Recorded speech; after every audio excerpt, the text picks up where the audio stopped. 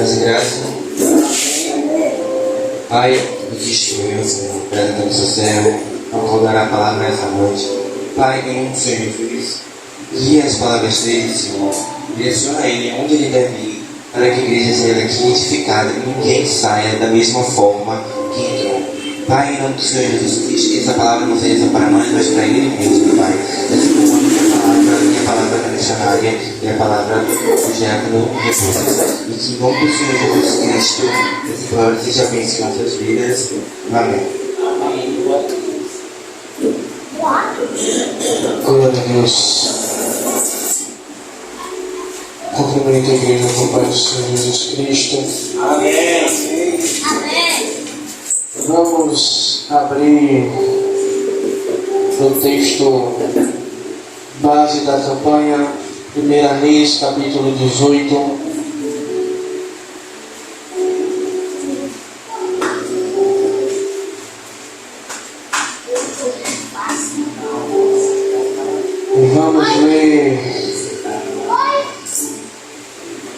Vamos ler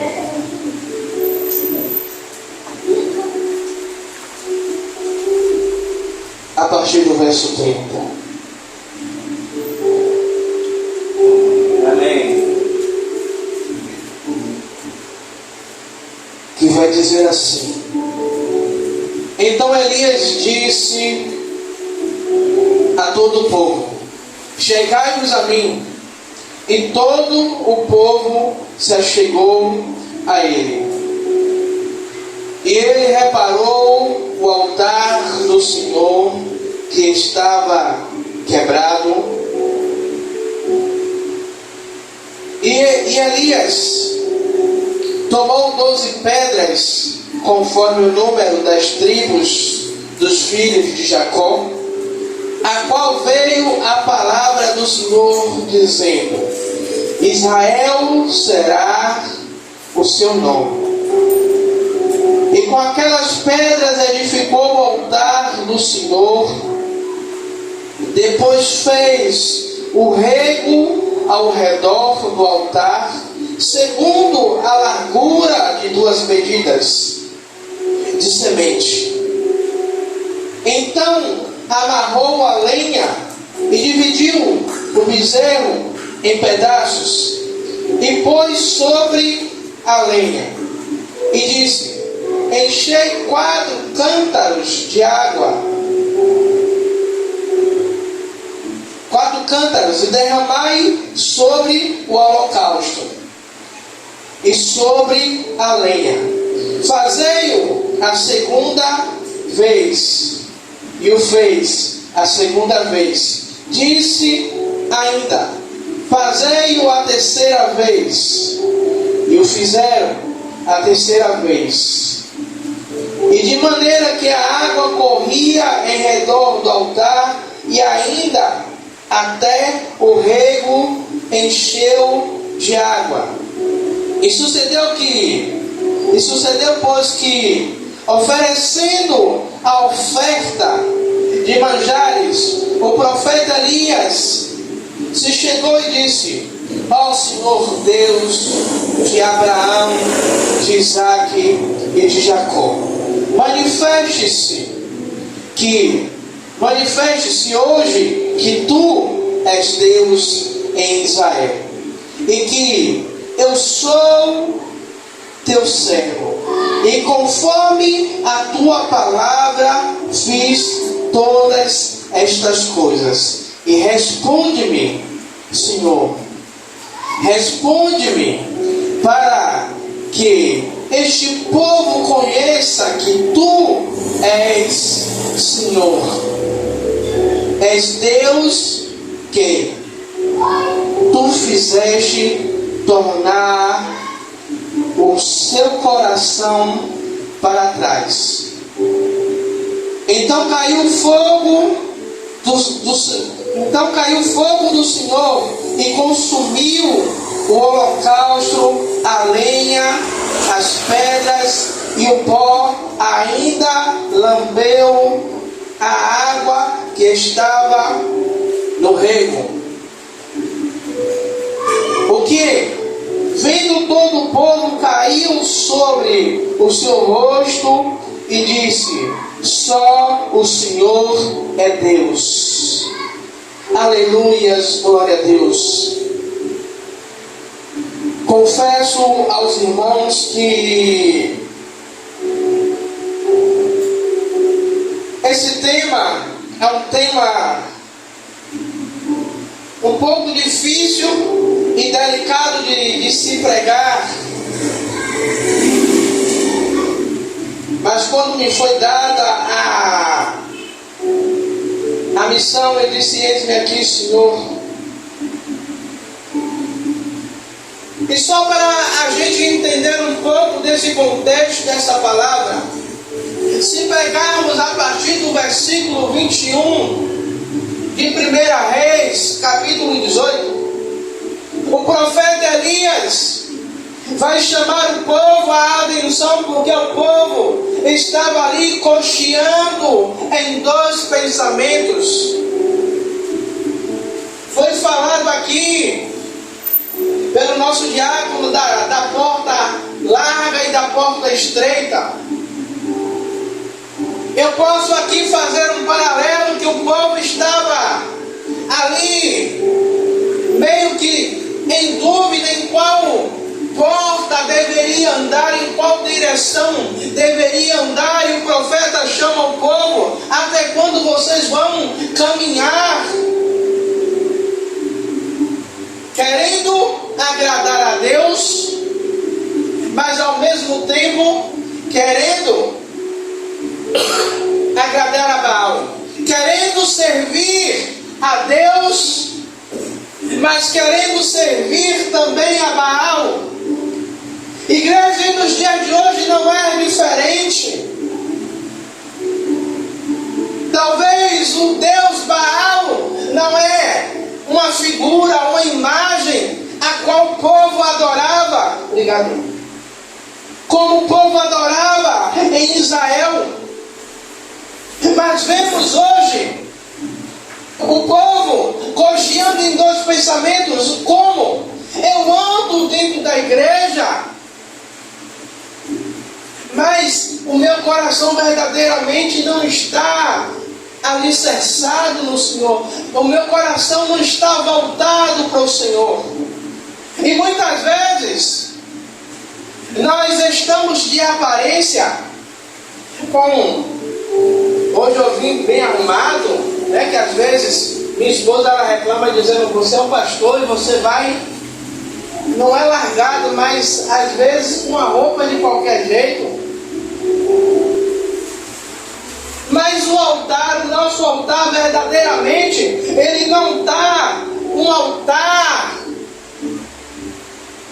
arrumado, ajeitado. Nós vimos que depois que o profeta Elias ele dá a oportunidade aos 450 profetas de Baal para fazer ali o seu ritual, chamando o Deus dele, o profeta ele poderia pegar e fazer ali do jeito que estava, mas o profeta ele fez o quê? Ele consertou o altar. E lendo o texto eu entendo que o altar é lugar de intimidade, é lugar de sacrifício. Então eu entendo que o meu altar, para eu sacrificar a Deus, não pode estar de qualquer jeito. O meu altar, para eu adorar a Deus, não pode estar de qualquer jeito. E nós vemos hoje, nos dias atuais,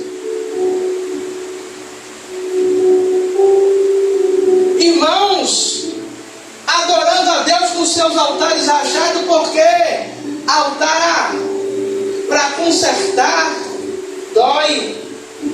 Altar para você consertar leva tempo, leva renúncia, leva a abrir mão. E muitas vezes a gente quer dar um jeitinho.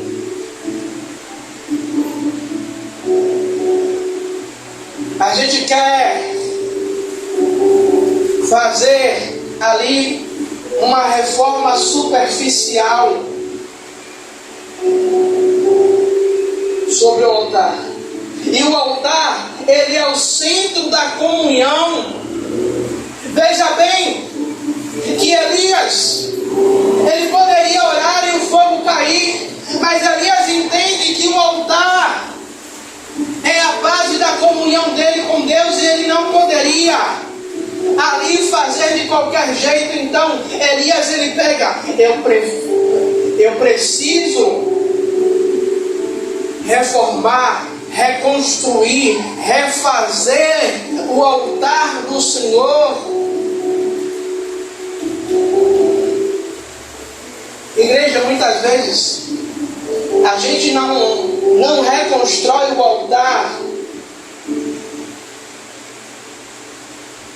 por alguns motivos. Eu vou dizer uns. Primeiro motivo, vergonha. Eu dizer que o meu altar está precisando ser reformado, reconstruído, refeito. Se eu disser que o meu altar está precisando ser reformado, reconstruído, as pessoas vão achar que eu estou em pecado. Não. Mas muitas vezes na nossa caminhada deixamos o altar do Senhor de lado.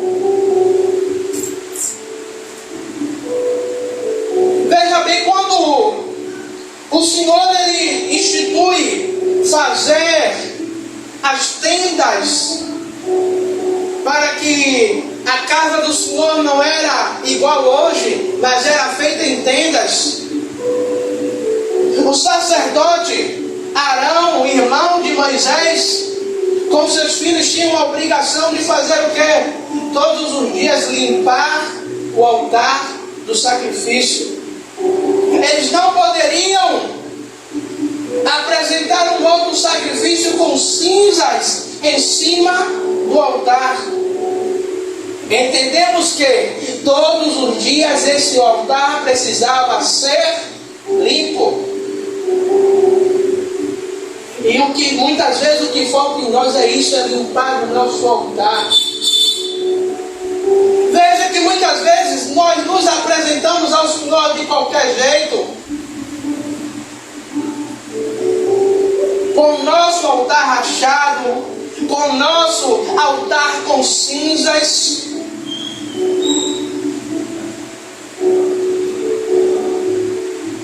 Segundo, muitas vezes nós não queremos reconstruir o nosso altar, ou reformar, ou reparar o nosso altar, para que as pessoas não vejam as nossas fraquezas, para que as pessoas não digam, não olhem e digam, não era ele que pregava a santidade? Não era ele que pregava conserto sobre a igreja? E falando isso, eu lembro de Sansão. Sansão era um homem a qual a mãe fez um voto de Nazireu desde pequeno. Ou seja, Sansão ele não poderia tocar em coisa morta. Sansão não poderia beber coisa forte. Sansão teria que viver uma vida totalmente dedicada a Deus. E todos nós sabemos a história. Sansão peca, Sansão ele mata um leão, e quando ele volta, ele acha um favo de mel dentro da carcaça do leão, e ele toca. E eu quero aqui abrir um parênteses. Muitas vezes o inimigo ele coloca coisas que são bonitas, como um favo de mel, recheado de mel, só que nós não vemos o que é que está por detrás. E isso acaba trazendo sujeira, acaba trazendo cinza para o altar de Deus. E nós fazemos igual a Sansão. Sansão, ele não conta, já com o sacerdote que ele pegou, que ele tocou em um animal morto, em um defunto. Por quê? Porque se ele fizesse isso, ele teria quebrado o voto de Nazireu. A cabeça teria que ser raspada. E todo mundo saberia que ele quebrou o voto, que ele quebrou o pacto, que o altar dele está rachado, que o altar dele está sujo. E isso traria vergonha. E isso perderia o posto, perderia o cargo, perderia o prestígio. Então Sansão, ele prefere fazer o quê? Não vou dizer nada. Só quem sabe sou eu.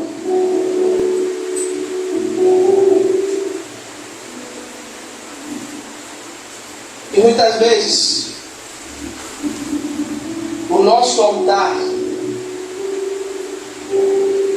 assim como uma casa, em um determinado momento precisamos fazer uma reforma. E reforma, ela gera entulho. E esse entulho, ele precisa ser retirado. Reforma, ela requer um esforço. Reforma, muitas vezes, ela traz alguns transtornos. A reforma, muitas vezes, temos que bagunçar para organizar.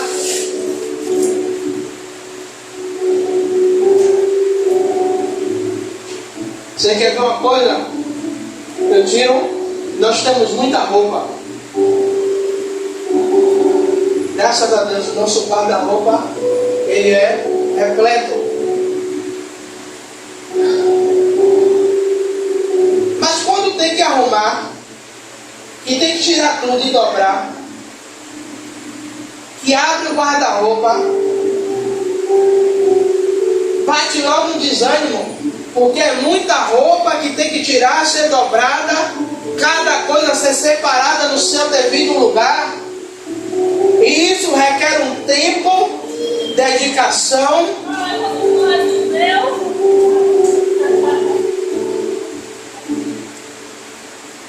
E o nosso altar, como eu falei, ele é o centro da nossa comunhão. E muitas vezes nós queremos que o fogo desça, que o fogo caia, mas não reparamos o nosso altar. Não reparamos, nós não consertamos o nosso altar, para assim oferecermos o nosso sacrifício, para assim colocarmos a nossa oferta diante do Senhor. O altar é o ponto de encontro de Deus com o homem.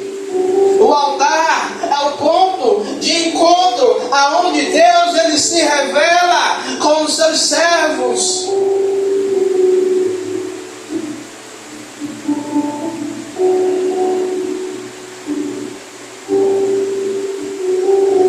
Quando a pastora, ela falou essa campanha comigo, eu disse assim: oxe, por que dessa campanha restaurando o altar?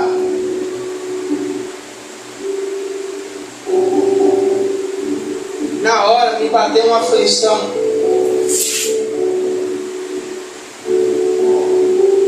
Eu não ouvi a voz de Deus, mas eu sabia que Deus estava querendo falar comigo.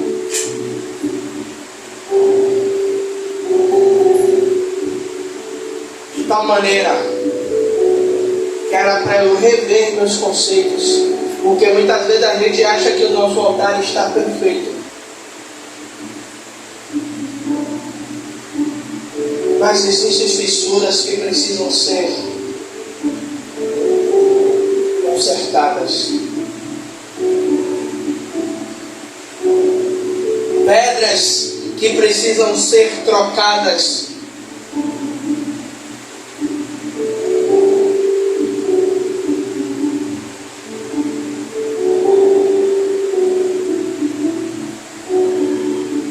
Existe a necessidade de reparação, de reparar o altar interior. O altar restaurado por Elias representa também, ou simboliza, o altar espiritual dentro de nós. E muitas vezes, pecados, feridas, distrações quebram este altar. Veja, foi falado aqui do bebê reborn.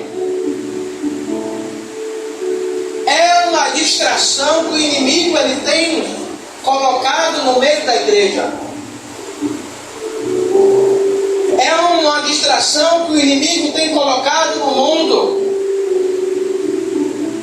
E o inimigo, antes, para um altar ser quebrado, ele fazia o quê? Fazia com que as pessoas pecassem. O altar de Adão foi pecado porque ele aceitou o fruto que Eva deu e o altar dele foi quebrado, foi rachado. Só que hoje, o inimigo, ele não traz mais só o pecado não, porque o pecado eu peco, eu oro, peço perdão a Deus, Deus me perdoa e o meu altar foi restaurado. Eu volto a buscar a Deus de novo. Só que o inimigo agora ele está trazendo distrações, porque o nome já diz distraído. Você não percebe. Você vai passando tempo, vai passando horas, vai passando dias.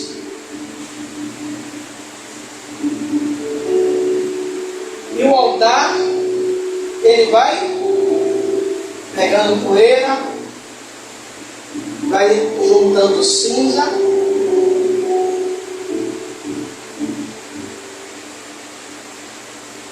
É igual a uma cozinha de restaurante quando você não dá a manutenção nos exaustores. Ali vai juntando o quê? Gordura. E quando a pessoa ela vai fazer a manutenção, a gordura está tão entranhada que tem peças que precisam ser trocadas, porque o produto desencrustante ele não consegue tirar a quantidade de gordura que está ali presa. E quando nós caímos em si, nós vemos que os meses se passaram, já estamos indo para metade do ano, e você olha, já se passaram 6 meses, e eu não fiz nada. Quanto tempo eu perdi? Quanto tempo eu poderia ter restaurado o meu altar e eu não fiz?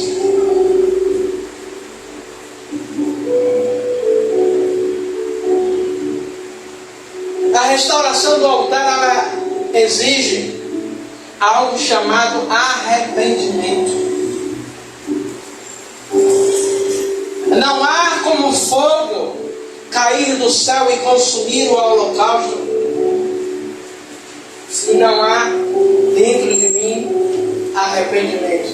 Não é remorso, é arrependimento. Remorso, eu sinto ali, eu choro, mas daqui a pouco eu estou fazendo de novo. arrependimento. Eu me arrependo e não faço mais.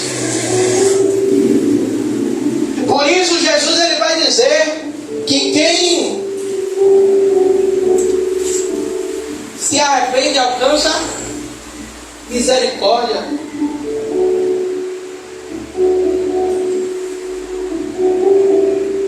Não é? Me lembra aí, pastor, como é? Quem confessa e deixa alcança misericórdia. Confessar, eu estou admitindo que eu fiz. O deixar, eu estou me arrependendo. E eu estou alcançando a misericórdia. A restauração, ela exige arrependimento. A oração é a renovação da fé. Elias, ele reconstruiu o altar para que a vida espiritual do povo fosse reconstruída. E existem áreas em nossas vidas que nós precisamos restaurar. Tem coisas que eu não vou poder fazer com o Breno, não vou poder fazer pela pastora Rosana, não vou poder fazer pelo diácono Rebouças. Tem coisa que nenhum de vocês vão poder fazer por mim. Sou eu que tenho que fazer. Sou eu que tenho que tomar a iniciativa.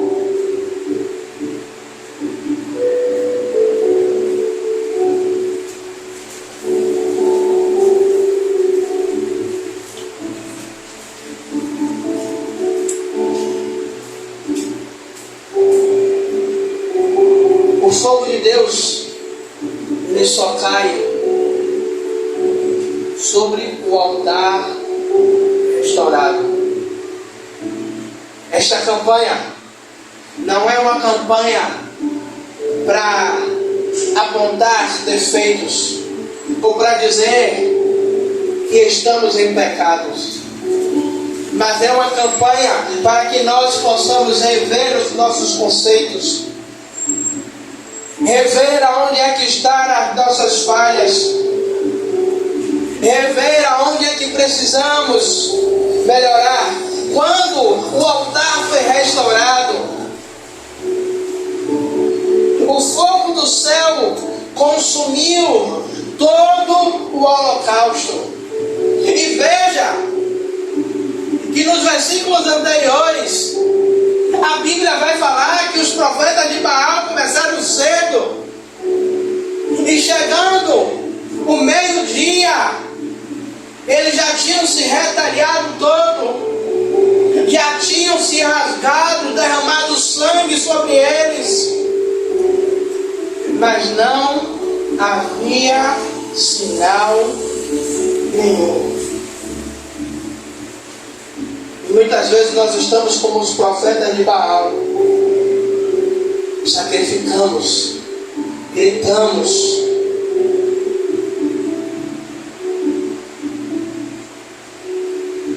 mas o fogo não cai.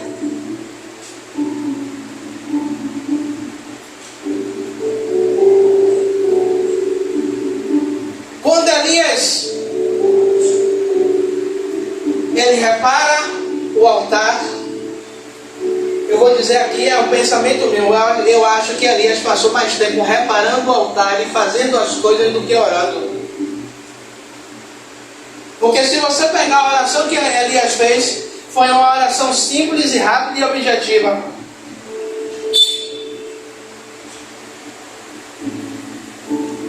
Elias ora e não demora muito tempo para que a presença de Deus se manifeste sobre aquele lugar.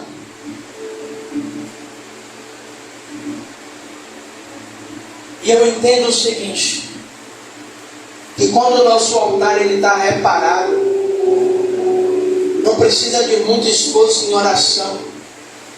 Eu não estou dizendo que não precisamos orar.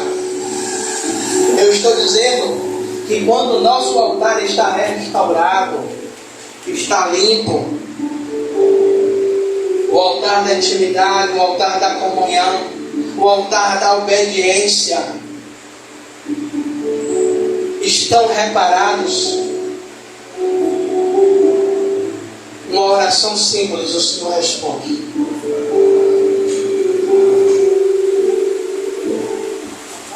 Uma oração simples, o fogo cai. Uma oração simples, o céu se abre. Uma oração simples, o milagre acontece.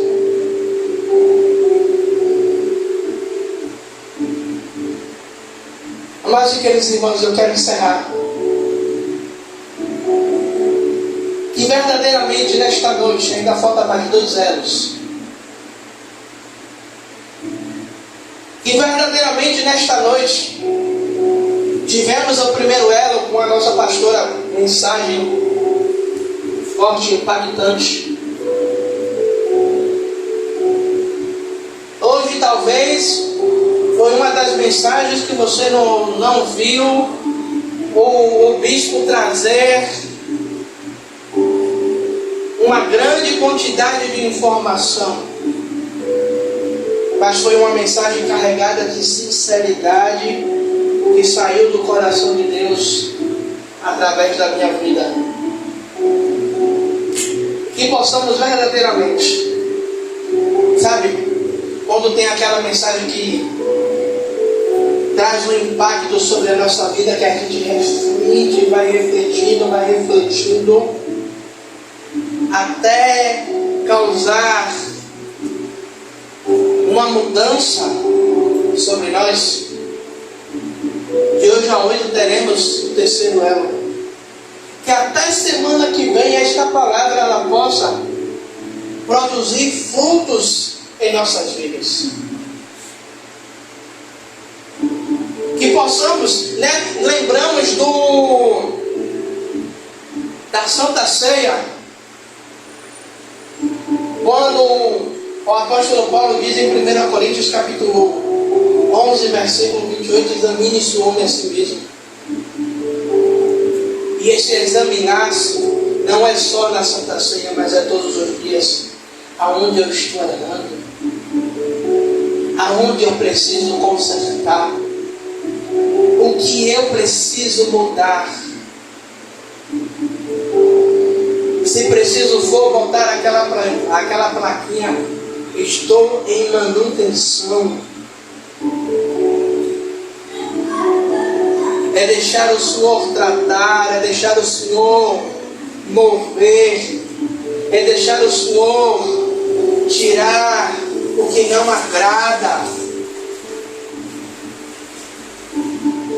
É dar liberdade ao Espírito Santo para trabalhar em nossas vidas. Eu quero orar pela sua vida. Se assim você tem motivo.